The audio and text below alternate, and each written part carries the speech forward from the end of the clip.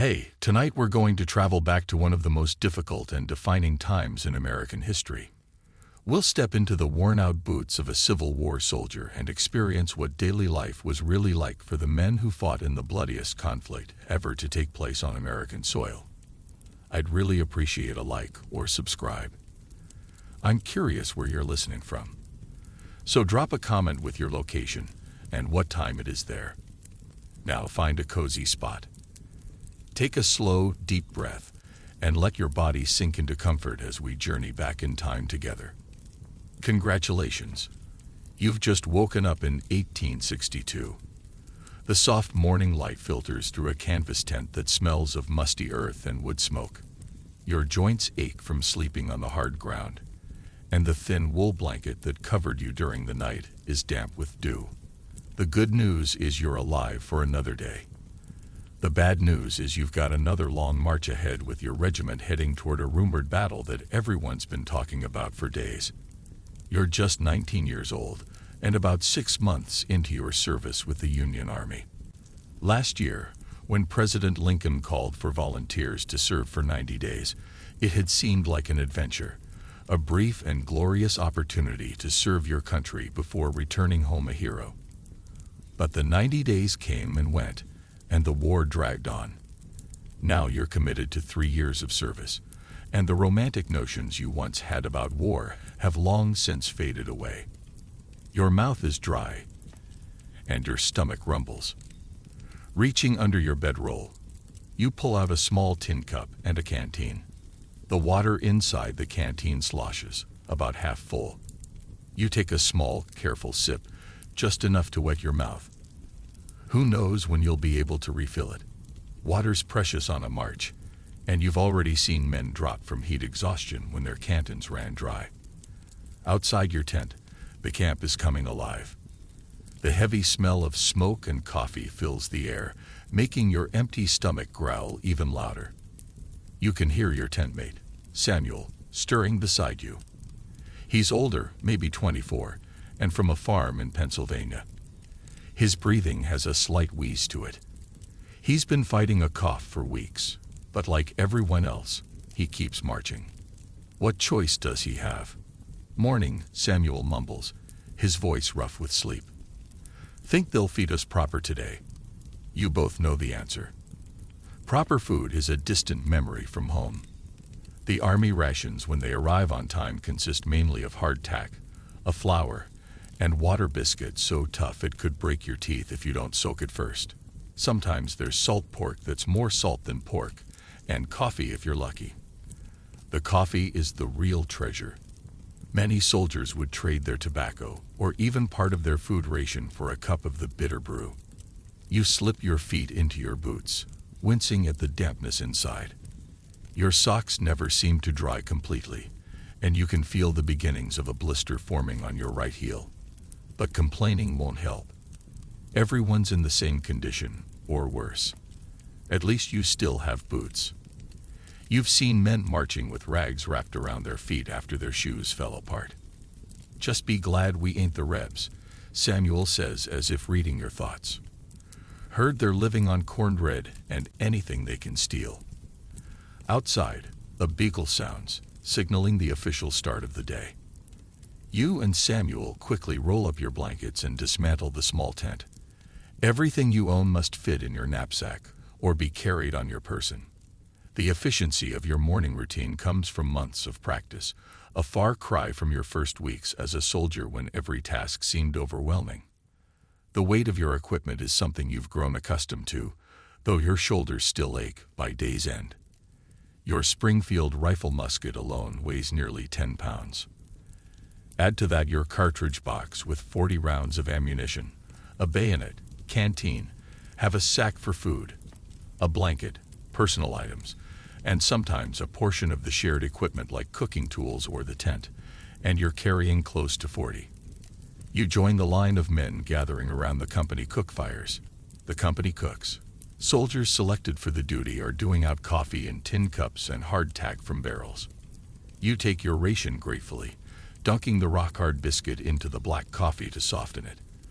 The first bite reveals tiny black specks moving in the soaked hardtack weevils. you've learned to ignore them. Protein is protein, as the veterans joke, and picking them out is a waste of precious eating time. Mail came in last night, says a freckle-faced private named Jenkins. Wilson's got letters. This news sends a ripple of excitement through the men. Letters from home are more valuable than gold out here. They're the thin threads connecting you to the world you left behind, to people who still remember you as more than just another blue uniform in an endless line of marching men. You finish your coffee quickly, hand back the tin cup, and join the small crowd gathering around Wilson, the company clerk who handles the mail. He's calling out names, and each time a letter is claimed, you see a momentary flash of joy on a dirt-streaked face. You wait hoping, but your name isn't called. It's been 3 weeks since you've heard from home. You tell yourself the letter is just delayed, not lost. The mail system is unreliable at best. Samuel gets a letter from his wife. Judging by how he carefully tucks it inside his jacket without opening it, he'll save it for tonight to read privately by firelight. Some things are too precious to share, even among men who sleep side by side and face death together. Form up, form up. The sergeant's voice cuts through the morning chatter. We move out in 10 minutes. The camp erupts into organized chaos as hundreds of men gather their belongings and form into companies. Your company, Company K, consists of about 80 men, down from the 100 who started when you enlisted. Disease has claimed more than combat so far, with measles, dysentery, and typhoid fever sweeping through the camps with ruthless efficiency. You take your place in line, standing shoulder to shoulder with men you now know better than your own brothers. There's Jenkins with his freckles and endless supply of jokes. Thompson, the former school teacher who carries a small copy of Shakespeare's sonnets. Monroe, who barely speaks but can play any tune on his harmonica. And of course, Samuel, your tent mate, who joined up, leaving a wife and 2 small children behind. The drum begins its steady beat, and the long column of soldiers starts to move. Left foot, right foot. The rhythm of the march becomes the rhythm of your existence. You've learned to empty your mind during these endless marches, to find a place inside yourself where time stretches and contracts, where you can be both present in your aching body and somehow separate from it. The late summer sun rises higher, beating down on your blue wool uniform. Sweat trickles down your back, and your wool shirt sticks to your skin. The inside of your thighs chafe painfully where the rough fabric of your trousers rubs with each step. These are the miseries no one told you about when you enlisted. Not the grand heroics of battle, but the constant grinding discomfort of a soldier's daily existence. Water discipline, the sergeant calls out as you pass a small creek. No stopping yet, though. Every man in the column eyes the sparkling water with longing. The officers don't want to break the marching rhythm for individual water stops. When you do stop, it will be organized with designated men filling cantons for their comrades to prevent the chaos that could occur if hundreds of thirsty soldiers rushed a water source at once. The road stretches ahead, dusty and seemingly endless. The men at the front of the column kick up dirt that settles on those behind, coating everyone and everything in a fine, gritty layer. Your mouth tastes of dust, and your eyes sting. Still, you march on. Left foot, right foot. By midday, the column halts for a brief rest. You sink to the ground at the side of the road, grateful for the chance to take the weight off your blistered feet. Samuel sits beside you, finally opening his letter. His face, weathered beyond his years, softens as he reads his wife's words. For a moment, he's not a soldier, but a husband, a father, a man with a life beyond this endless march. She says, "The corn's coming in good this year," he tells you. A smile breaking through the dust on his face, and little Mary took her first steps. The pride in his voice is palpable, but there's sadness too. A first step is something you can't get back. A moment forever lost to him. You nod, trying to share in his joy while fighting back your own homesickness. The farm in Ohio seems a lifetime away now, though it's been less than a year. You wonder how the apple trees are doing, if your mother still sets a place for you at dinner, if the girl from the neighboring farm ever reads the awkward letter you sent before marching off to war. The rest is short, 20 minutes at most, before the drums beat again, and the surgeons call for formation. You help Samuel to his feet, noticing how his cough has worsened since morning. He waves off your concern. Just dust, he insists, though you both know it's more than that. The army doctors have little to offer for such ailments. Perhaps a dose of blue mass pills that contain mercury and often make the patient worse, or a shot of whiskey to ease the discomfort temporarily. Many men prefer to suffer in silence rather than risk the cures. The afternoon march is harder than the morning. The novelty of movement has worn off, replaced by the grinding reality of sore muscles and blistered feet. The weight of your pack seems to increase with each mile. Your rifle, once a point of pride, has become just another burden. You march through small towns where civilians watch from windows and porches. Some wave or offer water, others turn away. This is Union territory, but sympathies are divided. You've seen the sidelong glances, heard the muttered comments. Not everyone believes in the cause you're fighting for, and sometimes that's harder to bear than the physical hardships. By late afternoon, rumors filter back through the column. You're stopping early today. The area ahead has good water and defensible ground. The officers anticipate reaching the battlefield within 2 days and want the men rested. This news brings both relief and apprehension. Rest is desperately needed, but it also means you're drawing closer to combat. When the order finally comes to make camp, there's an audible sigh of relief from the men. The regiment flows off the road into adjacent fields, companies directed to their designated areas by mounted officers. The routine is well established now. First, secure the area and set up defensive positions if needed. Then establish cook fires, pitch tents, and only then can men see to their personal comfort. You and Samuel work together to set up your small shelter tent. Really just 2 pieces of canvas buttoned together and stretched over a horizontal pole open at both ends.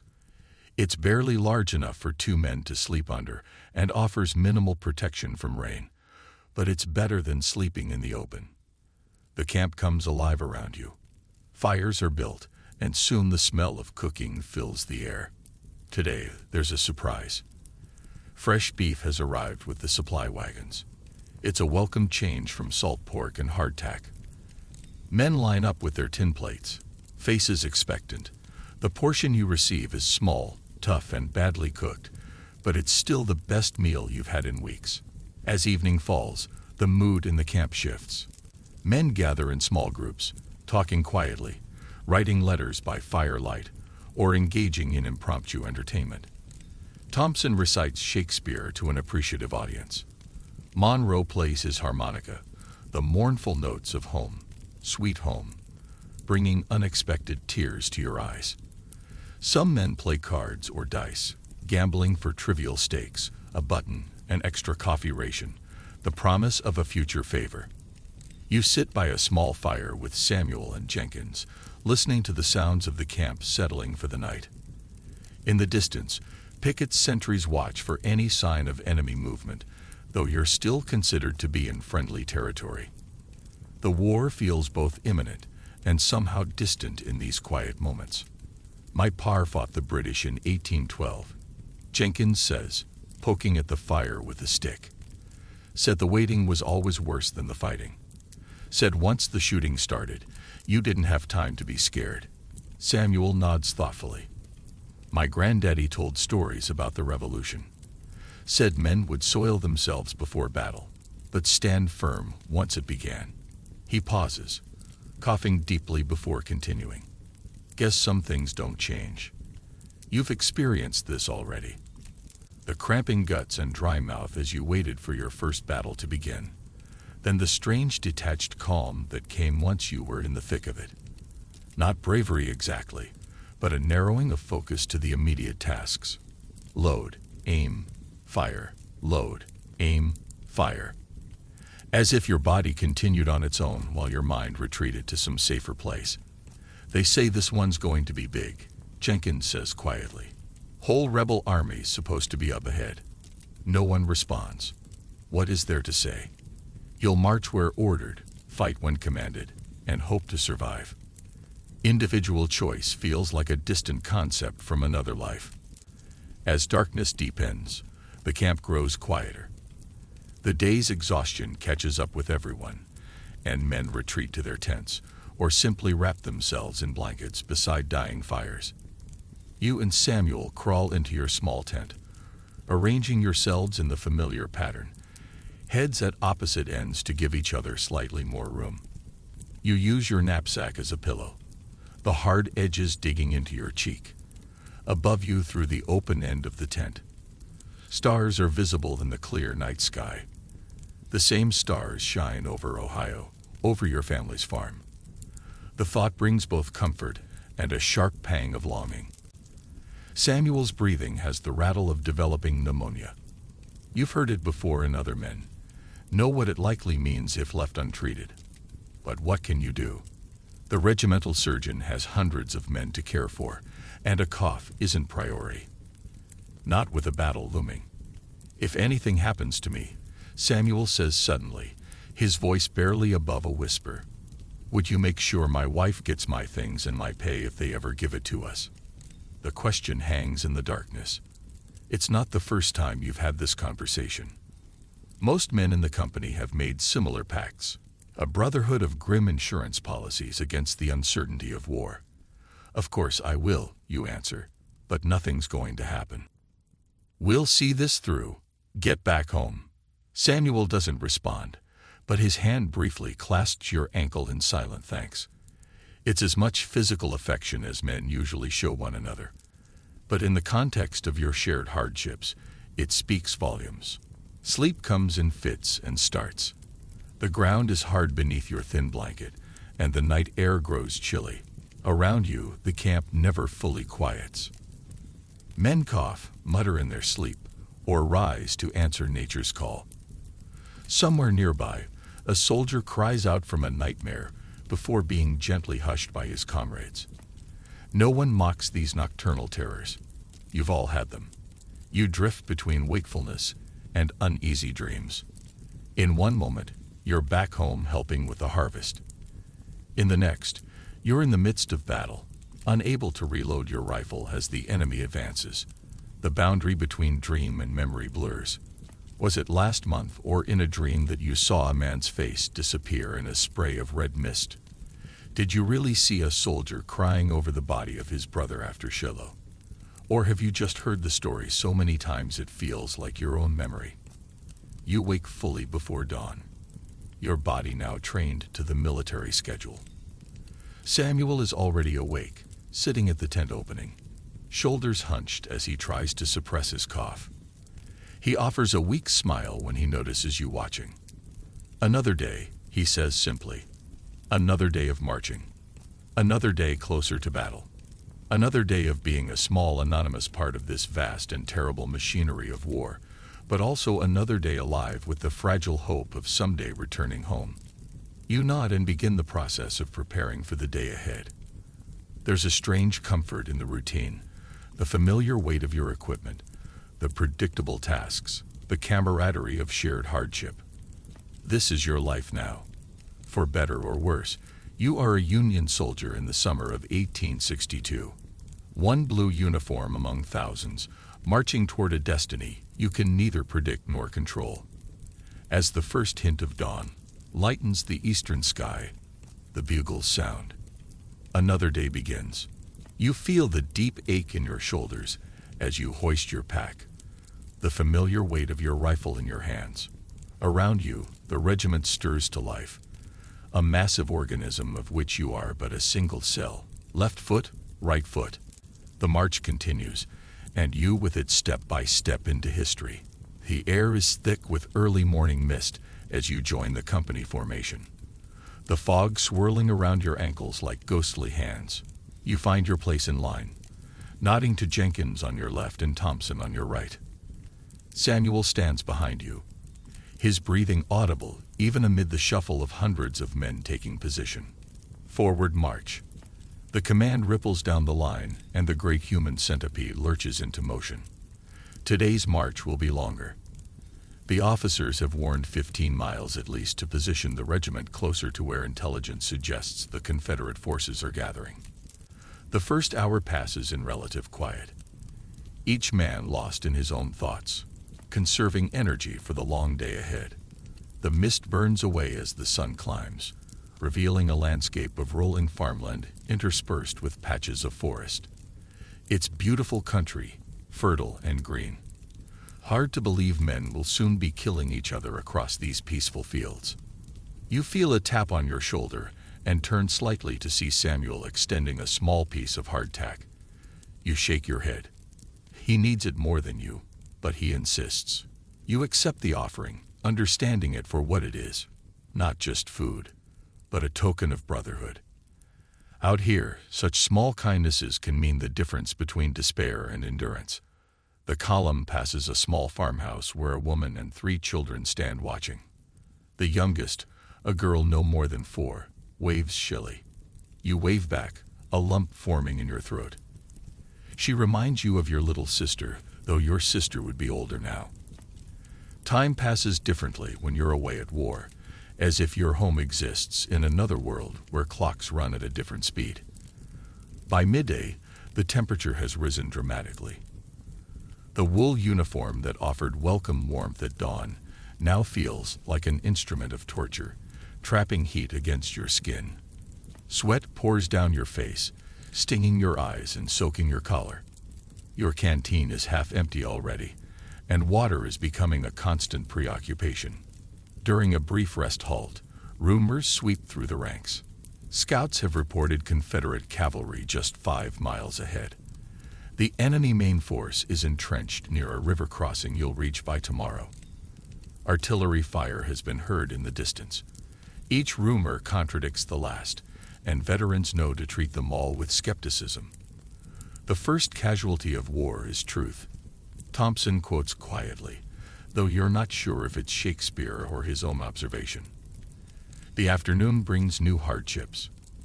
The road narrows and turns muddy where it passes through a swampy area. Each step becomes a struggle as your boots sink ankle deep in the muck. Men curse as they stumble or lose shoes to the hungry mud. The column stretches out, losing its cohesion as stronger men outpace those who struggle. Keep it tight. Close it up. The sergeants move up and down the line, cajoling, threatening, occasionally helping the weakest men. Unity is survival, a lesson drilled into every soldier from his first day of training. By late afternoon, exhaustion has become your primary reality. Your world has narrowed to the few feet of muddy road before you, and the endless command to place one foot in front of the other. Your shoulders scream from the weight of your pack. The rifle that once felt like a natural extension of your arm now seems made of solid lead. And yet you march on because everyone else is marching. Because there is nowhere else to go. Because to fall behind is to be left behind. And men left behind sometimes don't catch up at all. They're found days later robbed and killed by bushwhackers, or simply vanished into the hungry landscape of war. Samuel's cough has worsened with the day's exertion. Each hacking spasm doubles him over. Yet somehow he keeps pace. You've offered to carry some of his gear, but pride won't let him accept. Instead, you silently position yourself to catch him if he falls, a contingency neither of you acknowledges aloud. Just as the sun begins to set, casting long shadows across the road, the column comes to an unexpected halt. Word passes back. The scouts have located a Confederate patrol less than a mile ahead. The regiment is deploying into defensive positions for the night, preparing for possible contact by morning. There's a new urgency in the officers' commands as companies are directed off the road into adjacent fields and woodlots. Your company is assigned to picket duty at the edge of a small forest, watching the approach from the north. It means no proper camp tonight, no fires, and heightened vigilance until dawn.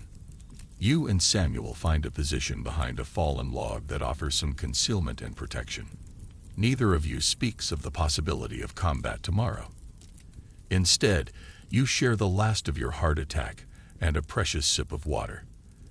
Then check your weapons with practiced hands. Your Springfield rifle is loaded with a Minier ball, a deadly conical bullet that expands on impact, creating devastating wounds. You touch the percussion cap that will ignite the powder when you pull the trigger, ensuring it's properly seated. Night falls completely, bringing a profound darkness broken only by the faint light of stars. No moon tonight, good for concealment, bad for seeing approaching enemies. The forest around you comes alive with nocturnal sounds. The rustle of small animals, the call of a distant owl, the whisper of wind through leaves. Every sound makes you tense, your senses heightened by the knowledge that danger may be near. Time stretches in the darkness. You're assigned the first watch while Samuel tries to rest, though his coughing makes real sleep impossible. You strain your eyes into the blackness beyond your position, seeing shapes move that aren't really there. The mind plays tricks in such situations, conjuring enemies from shadows. Do you ever wonder what they're thinking? Samuel whispers during a quiet moment. The Rebs, I mean. Do you think they're sitting in the dark just like us, missing home, and wondering why they're here? The question catches you off guard. You've been trained to see the enemy as just that. An enemy. Not men with hopes and fears like your own. But in the intimate darkness, such thoughts seem less traitorous.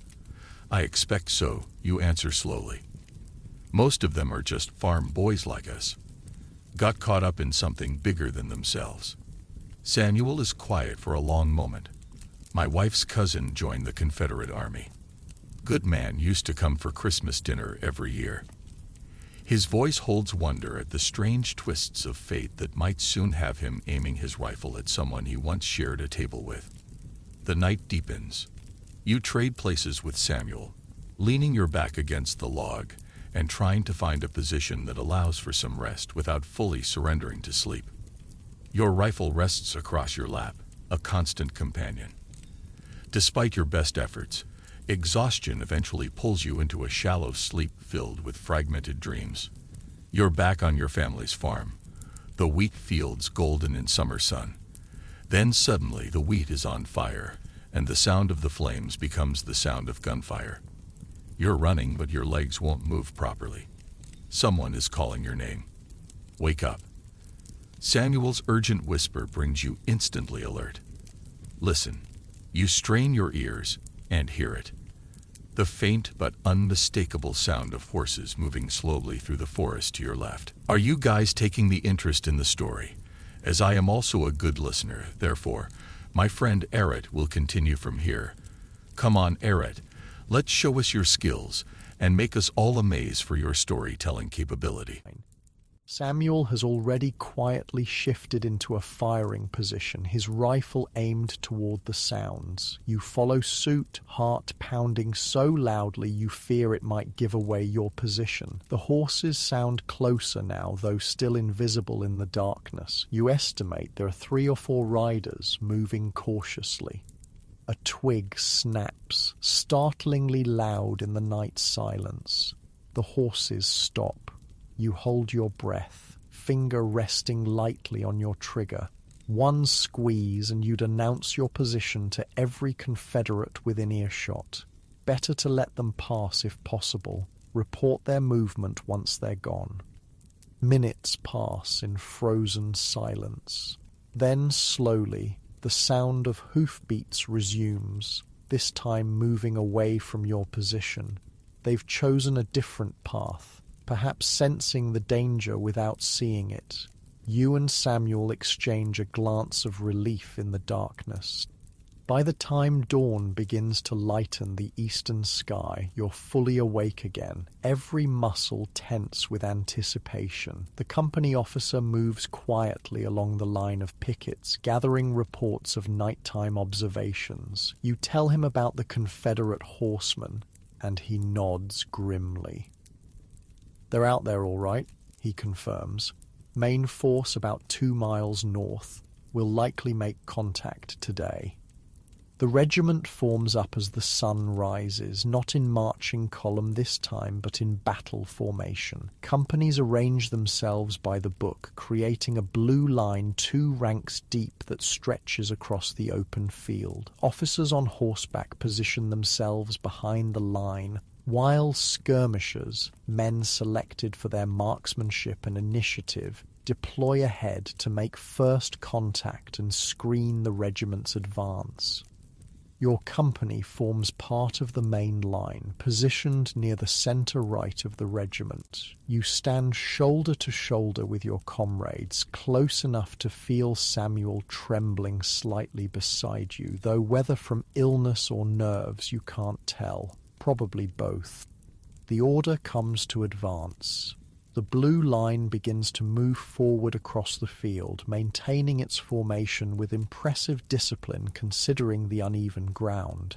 Each step brings you closer to whatever waits beyond the far tree line. Your mouth is dry, your palms sweaty around the rifle stock. The familiar symptoms of pre-battle fear wash through you, the churning stomach, the need to urinate, the heightened awareness that makes colours seem brighter and sounds sharper. You're not the same frightened boy who faced his first battle months ago. Experience has taught you that fear can be managed, can even sharpen your reactions when the shooting starts. But the fear never goes away completely, not for anyone. The veterans just hide it better.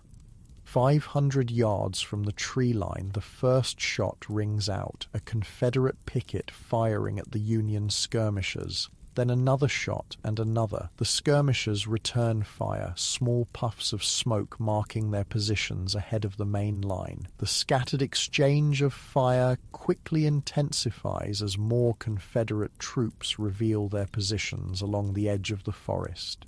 "Steady, boys," the captain calls from behind your company. "Keep moving forward."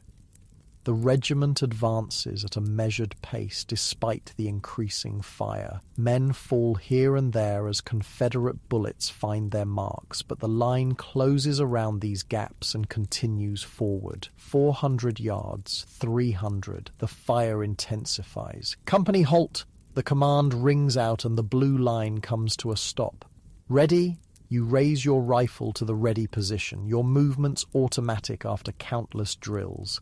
"Aim!" You bring the rifle to your shoulder, sighting along the barrel toward the smoke-shrouded tree line where muzzle flashes reveal enemy positions. Fire! The regiment's first volley crashes out in a thunderous roar, hundreds of rifles firing almost as one. The recoil punches into your shoulder and acrid smoke envelops the line. Through the haze, you can see your bullets striking the trees and ground around the Confederate positions, with some finding human targets. Rebel soldiers fall, but others continue firing. Load! Your hands move through the familiar motions. Tear open a paper cartridge with your teeth, pour powder down the barrel, ram the Minié ball home, place a percussion cap on the nipple. The process takes about 30 seconds for an experienced soldier, time during which you're vulnerable to enemy fire. "Ready! Aim! Fire!" Another volley, another cloud of smoke. The air is now thick with it, obscuring your view of the battlefield. The noise is deafening, not just the crash of hundreds of rifles, but the whine of bullets passing nearby, the shouts of officers, the screams of the wounded. All around you, men are loading and firing in a deadly rhythm. To your right, Jenkins falls suddenly, a red stain spreading across his blue jacket. There's no time to help him. The line has already closed to fill his place, and the next command to fire is coming. This is the terrible arithmetic of battle. One man falls, the line contracts, the firing continues.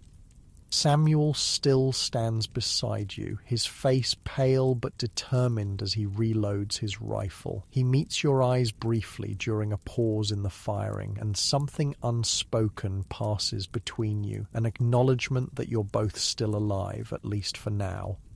The battle unfolds in a series of smoky tableaus, moments of intense clarity punctuating the chaos, the Confederate line attempting a flanking movement to your left, only to be met by a Union cavalry charge, a rebel officer on a white horse raising his sword to rally his men before disappearing in a hail of bullets. The regimental flag falling as its bearer is hit, then instantly raised again by another soldier. Time loses all meaning in the midst of combat. It might be minutes or hours that you've been standing in this field, loading and firing your rifle until the barrel becomes too hot to touch. Your world has narrowed to the most basic elements of survival, the mechanical actions of reloading, the strain to see targets through the smoke, the constant awareness of the men to either side. A new sound cuts through the din of battle, the distinctive boom of artillery. Confederate cannon have opened fire from a position to the north, sending shells screaming toward the Union line. The first rounds fall short, throwing up geysers of dirt and stone. But the rebel gunners are finding their range, each shell landing closer to your position. "Down!" someone shouts as a shell lands 20 yards ahead of your company. You drop instinctively, feeling the concussion of the explosion as dirt and fragments rain down. When you rise, there's a gap in the line where 3 men had been standing seconds before. The artillery changes the complexion of the battle. The Union line begins to waver under the combined pressure of Confederate infantry fire and the devastating artillery barrage. Men look to their officers, seeking guidance or reassurance, but the smoke makes it difficult to see more than a few yards in any direction. "Fall back!" The order finally comes, passed along the line by officers and sergeants. Fall back to the tree line, orderly withdrawal. Retreat is perhaps the most dangerous moment in battle. To turn your back on the enemy, to break the cohesion of the line. These actions invite disaster if not executed with discipline. Your company begins to withdraw, walking backward while continuing to fire, providing cover for each other. You help Samuel, who stumbles as a shell explodes nearby, nearly knocking him off his feet. His face is grey with exhaustion and illness, but he keeps moving, keeps fighting. Together you make it to the relative shelter of the forest edge, where the regiment begins to reform its line among the trees. The battle continues until dusk, a stalemate of attack and counterattack across the contested field. By nightfall, both sides withdraw to lick their wounds and prepare for the next day's fighting. The cost has been high. Your company alone has lost 12 men killed or wounded, including Jenkins and Thompson. In the makeshift field hospital behind the Union line, surgeons work by lamplight, their aprons dark with blood as they treat the wounded. The sound of sawing reaches your ears, amputations being performed on men with shattered limbs. The lucky ones get chloroform or ether before the blade touches them. Some get only a shot of whiskey and a leather strap to bite down on. You and Samuel sit silently at the edge of the camp, too exhausted to speak, too wired from combat to sleep. Tomorrow will bring more of the same, another test of courage, skill, and simple luck. For now, you clean your rifle, check your remaining ammunition, and watch the stars emerge above the battlefield. The same stars that shine over Ohio and Pennsylvania, over the homes you both dream of seeing again. This is the reality of a Civil War soldier's life. Long periods of boredom and hardship punctuated by moments of absolute terror. Not the glorious adventure promised by recruitment posters, but a grinding test of endurance where survival itself is victory. And you're one of the lucky ones. You're still alive, still able to fight, still holding on to the hope of someday returning home. As you finally stretch out on the hard ground, rifle at your side, you wonder what tomorrow will bring. More marching, more fighting. You've learned not to look too far ahead. In war, the future extends only as far as the next sunrise. For now, it's enough to have survived another day in the life of a Civil War soldier. You wake with a start, momentarily disoriented. The ground beneath you is damp and a fine mist hangs in the early morning air. Around you, men are stirring, their movements slow and stiff after sleeping on the cold earth. Yesterday's battle feels both impossibly distant and terrifyingly immediate, like a nightmare you can't quite shake off. Samuel lies beside you, his breathing shallow and rapid. His cough has worsened overnight, and a sheen of sweat covers his forehead despite the morning chill. You place a hand on his shoulder, feeling the heat radiating through his damp uniform. "I'm fine," he mutters before you can speak, pushing himself up to a sitting position with visible effort. "Just need to get moving." You both know he's not fine. The combination of pneumonia and exhaustion from yesterday's battle has pushed him to his limits. But what choice does he have? The regiment is preparing to move out, and any man who can't keep up will be left behind at a field hospital. Places soldiers have learned to fear almost as much as the battlefield itself. The regimental surgeon, Dr. Morris, moves through the camp checking on the wounded who weren't evacuated yesterday. He's a grim-faced man in his 40s with bloodstains permanently embedded in the creases of his hands. When he reaches Samuel, he listens to his chest with a stethoscope, his expression revealing nothing. "Pneumonia," he confirms, though you all knew this already. "Should be in hospital." Samuel shakes his head firmly. "I can march, Doc. Just give me something for the cough." The doctor sighs. He's had this conversation countless times before. From his bag he produces a small bottle of dark liquid. "Laudanum," he explains, handing it to Samuel. "Take a few drops when the cough gets bad. Not too much. It's addictive stuff." He moves on to the next patient without further discussion, aware that dozens more need his attention before the regiment moves out. Laudanum, a tincture of opium mixed with alcohol. You've seen men become dependent on it, their eyes glazed and movements sluggish, but still they beg the doctors for more. It's effective, though, one of the few truly effective medications available to Civil War doctors. The camp bustles with pre-march activity. Men roll their blankets, pack knapsacks, and form into companies. The wounded from yesterday's battle have been moved to a field hospital set up in a nearby church. Those who can't be moved are placed in farm wagons to travel with the regiment until they reach a more permanent medical facility. Today's objective is unclear. Rumours contradict each other as usual. Some say you're marching to join a larger force preparing for a major offensive. Others insist you're withdrawing to more defensible positions. The enlisted men rarely know the big picture. Your world has shrunk to the immediate concerns of your company and regiment.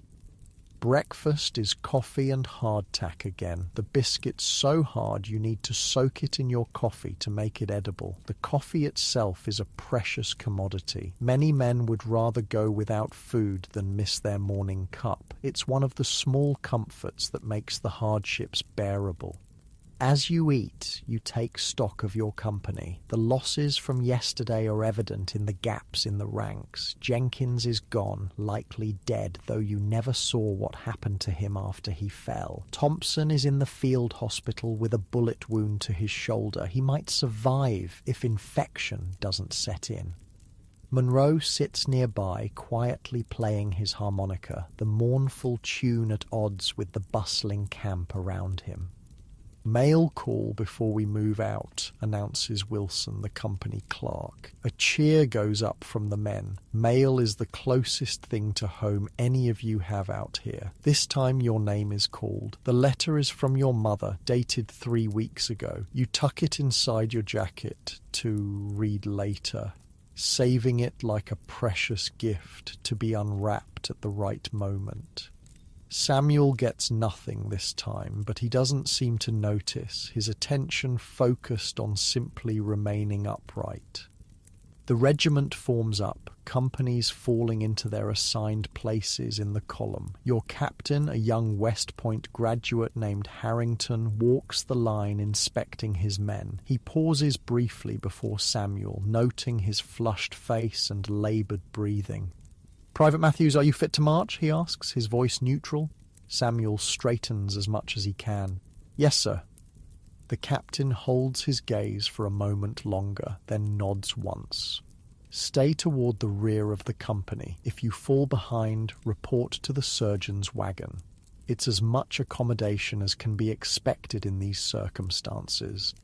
The drums begin their familiar beat, and the column lurches into motion. Today's march is slower, more deliberate than yesterday's. The battle has changed the regiment's mood. Gone is the nervous anticipation, replaced by a somber awareness of what likely awaits at the day's end.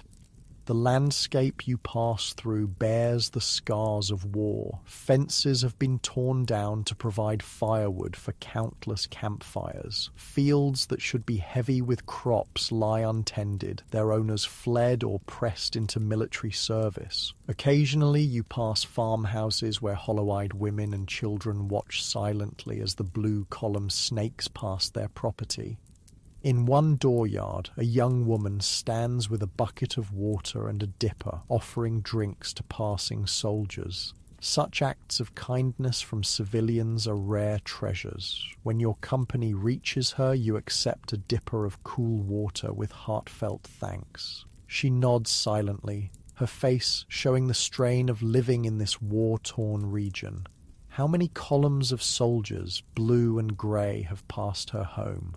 How many times has she watched young men march away, knowing many won't return?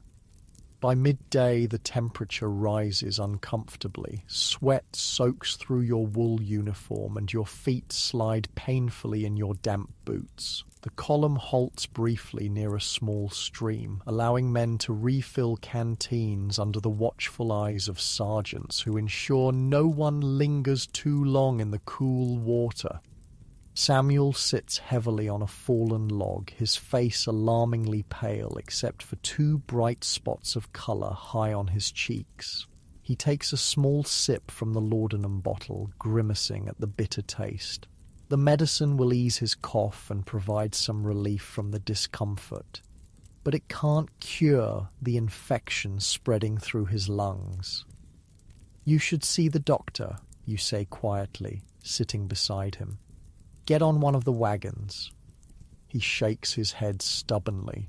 "Those wagons are for the wounded. I'll keep up." You don't argue further. There's a peculiar pride among soldiers, an unwillingness to admit weakness or seek special treatment when others are suffering worse. Besides, you've both seen the field hospitals, the rows of men lying on blood-stained straw as overworked surgeons move from one to the next, their aprons crusted with blood and matter. The mortality rate in those places is frightening, not just from wounds, but from the diseases that spread like wildfire among the weakened patients. The drums call you back to formation, and the march continues. The afternoon stretches endlessly, the monotony broken only by occasional rumours passing up and down the line. Confederate forces are rumoured to be regrouping north of your position. Artillery fire has been heard in the distance. A Union victory has been reported in the Western Theatre. Each piece of news is received with the same weary skepticism. You'll believe it when you see it. Samuel keeps pace, though each mile visibly costs him. The laudanum has taken the edge off his cough, but left him slightly disoriented, his eyes unfocused as he puts one foot mechanically in front of the other. You stay close, ready to catch him if he stumbles. By late afternoon, the column reaches its destination, a strategic crossroads where several regiments are gathering to form a larger force. Tents are already pitched in the surrounding fields, the encampment much larger than you're accustomed to. Campfires dot the landscape, and the smell of cooking food triggers a painful reminder of how little you've eaten today. Your company is assigned a position on the eastern edge of the encampment. As tents are pitched and fires built, rumours fly about the purpose of this gathering of forces. The most persistent is that a major engagement is planned for the day after tomorrow, a full-scale assault on Confederate positions 10 miles north. General McClellan himself is coming to take command, insists a corporal from another regiment. Going to be the decisive battle of the war. Veterans exchange knowing glances. They've heard such claims before. Every battle is going to be the decisive one until it isn't, and then the next battle takes on that mythical status. As darkness falls, you help Samuel to a fire where men from your company have gathered. Monroe plays his harmonica softly, a gentle counterpoint to the conversations around you. For a while the talk is of home, harvests and holidays, sweethearts and siblings. These conversations are both comfort and torture, a reminder of all that waits beyond this world of mud and blood. My oldest boy would be 12 now, says Reynolds, a weathered farmer from western Pennsylvania, old enough to help with the ploughing. Wife says in her letters that he's doing a man's work on the farm. Pride and sadness mingle in his voice, pride in his son's strength, sadness at missing these years of his childhood.